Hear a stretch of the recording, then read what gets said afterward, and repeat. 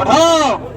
এর কলে যদি বলি যান কেন সোজা দৌড় মারবেন না, তুই একাই বেকাই দৌড় মার। আমি এখানে দাঁড়িয়ে এতগুলো সাপ দেখাবো আপনার বয়সে একসাথে, এতগুলো সাপ কোনো বেদিজ্জাত সাবুরিয়ার কাছে দেখেছেন বলে আমার মনে হয় না। চাষিদেরকে দাবড়িয়ে কামড় দেয়। তবে কাকা সাপটাকে ধরেছিলাম গোপালপুর পার্কের ভিতর থেকে, শ্যামনগর থানা গোপালপুর পার্ক, নাটেশ্বরের পার্ক। ওই পার্কের ভিতরে লাভবাট পাখির খাঁচের মধ্যে ঢুকিয়েছিল যখন, তখন ছিল শিকন।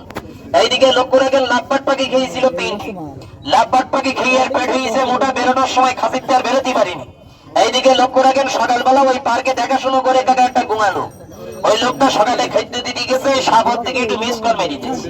আর যখন মিস কল মেরি দিয়েছে আওমা করি দৌড় মেরি হেড ম্যানেজারের ধারে গেছে, গিয়ে হাবাচ্ছে আর বলছে আও আও। তো বলছে কি রে? তো বলছে আও আও। ও তো বলতে পারছে না যে কি। এইদিকে লক্ষ্য রাখেন এখন এই মতো টাইমই।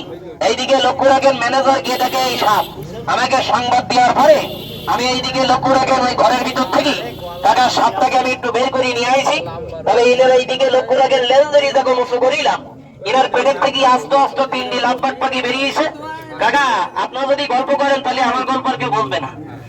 এই দেখেন এইদিকে লক্ষ্য রাখেন 3টে লাভবাট পাখি বেরিয়েছিল কাকা আস্ত।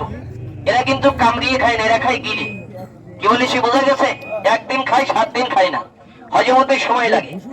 সাপটাকে আমি ধরেছিলাম এখান থেকে 19 দিন আগে। সাপটাকে আমি একটু বের করে দেখাই, দেখেন চিনতে পারেন কিনা। আজকে সকালবেলা কালীবাড়ি মাছের সাথে আমি দেখাচ্ছি। একজন বলছে মুজাফফর ভাই আমার বাড়িটা হইলো বসুখালী, তা আমার একদিকে ঘের আছে, ঘেরের ভেরিতে কুমড়ো গাছ লাগাইছে। তা আমি এইদিকে লক্ষ্য রাখ মুজাফফর ভাই ওই কুমড়ো তুলতে গেছি, এই সাপ আমার বয়স এই প্রায় 55-60। তা এইদিকে লক্ষ্য রাখেন ওই কুমড়ো তুলতে গিয়ে এইরকম একটা মাল আমারে তারা মেরিল। তা আমি ঠিক মতন হাত দিতে পারিনি। ওই দিনকে যে আমি কিম্মাইতে দৌড় মারিলাম আল্লাহ ভালো জানে আমার ধরতে পারিনি। মানে যদি কোনো বুড়ো মানুষের সামনে ঘুরিয়ে দেয় তা বুড়ো মানুষের দৌড়ানো স্টার্ট করে দেয়। খোকা বসু বাপ, এই দেখে নেই সামনের থেকে বাবারা বসু। সাতটা থেকে খেয়াল করেন, হাতের বাদল ছেড়ে দেবেন, পকেটের বান্ধনকে ছাড়বেন না। চাবি রিং ঘড়ি আংটি টাকা পয়সা যাচ্ছে মালামাল নিজ নিজ দায়িত্ব রেখে দেবেন।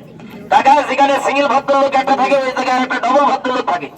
আমি এখানে দাঁড়িয়ে এতগুলো সাপ দেখাবো আপনার বয়সে একসাথে, এতগুলো সাপ কোনো বেদিজ্জাত সাপুরিয়ার কাছে দেখেছেন বলে আমার মনে হয় না। আমার এই যে ছোট্ট একটা ডিম পানা বাক্স, এটার মধ্যেও কাকা 2টো সাপ আছে, আমি দেখাচ্ছি কিউটির বাচ্চা। এইদিকে লক্ষ্য রাখেন আমার এটার ভিতরে আছে একটা, গত পরশুদিন কিরি রাত্রি ধরা। আমার এটার ভিতরে আছে 2টা।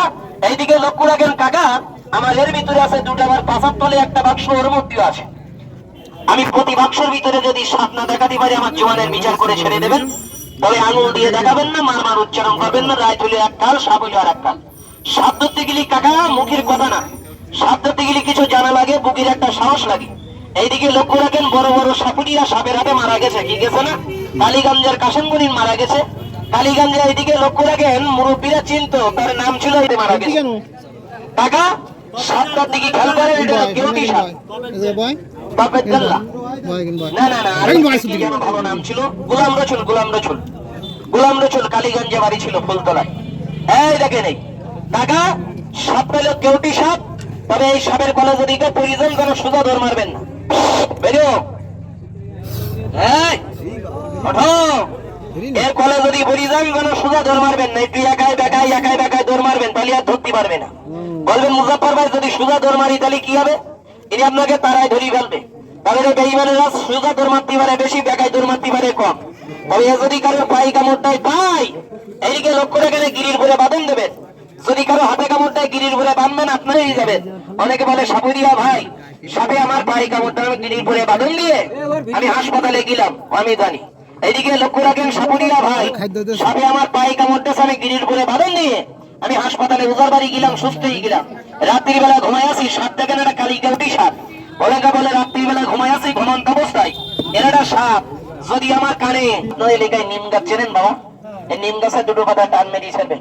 যারা এই বিষাক্ত সাপে কামড়তেছে এইদিকে লক্ষ্য রাখবেন 2টো নিমের পাতা খেয়ে দেবেন, জিজ্ঞেস করবেন কিরাম লাগে। যদি বলে মিষ্টি তাহলে বলবেন শরীরে বিষ আছে। এইদিকে লক্ষ্য রাখেন 2টা ঝাল খেতে দেবেন, জিয়া ঝাল, জিজ্ঞেস করবেন কেমন লাগে। যদি কয় মিষ্টি, এইদিকে লক্ষ্য রাখেন ঝালে ঝাল লাই, ঝাল লাগে পানসা অথবা মিষ্টি, তাহলে বলবেন ও জিবির স্বাদ নষ্ট হয়ে গেছে, শরীরে বিষ হয়ে গেছে, হয়তো আর বাঁচবে না। চলে যাবেন বাগানে, আল্লাহর নিয়ামত গাছ, আমি নাম বলে দিলে চিনতে পারবেন। এদিকে লক্ষ্য রাখেন এটা হলো কালো কেউটি সাপ।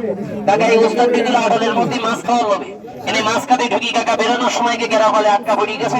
সাপটাকে ধরেছি আমি ঘুষুরির থেকে, এইদিকে লক্ষ্য রাখেন ঘেরের মধ্যে থেকে সাপটাকে আমি একটু বের করি, দেখায় দেখেন চিনতে পারেন কিনা। তবে বাজান এইদিকে লক্ষ্য রাখেন আঙুল দিয়ে দেখাবেন না, মার উচ্চারণ করবেন। তবে বাবা রে, এই গাছটার নাম আমি বলে দেবো, চলে যাবেন ঘরের কানাসি, খেজুর গাছের গায়ে পেঁচা পেঁচা হয়। এইদিকে লক্ষ্য রাখেন গাছ এক কর কাটবেন, যে জায়গায় সাপে কামড়তেছে ওই জায়গায় ধরে দেবেন। দেখবেন লোহার সাথে সমংলা ধরলে জোড়া লাগে এটি যায়, গাছটা ওরকম জোড়া লাগবে এটি যাবে। গাছটাকে কেউ টান দিয়ে ছাড়াবেন না, যদি কেউ টেনে ছাড়ায় না রুগীটা জায়গায় ছটফট করি কাটা কবুতরের বাচ্চার মতো নাকদের মধ্যে গেজাউটি মারা যাবে। যদি গাছটা এমনি পড়ে যায় একটু দুধ ম্যানেজ করবেন, দুধ কাঁচা দুধ গরু অথবা ছাগল। এইদিকে লক্ষ্য রাখেন ম্যানেজ করে দুধের ভিতর গাছের টুকরো ছেড়ে দেবেন, দেখবেন দুধ হইলো কালো। রাখ থাম, হ্যাঁ রাখ, হ্যাঁ রাখ,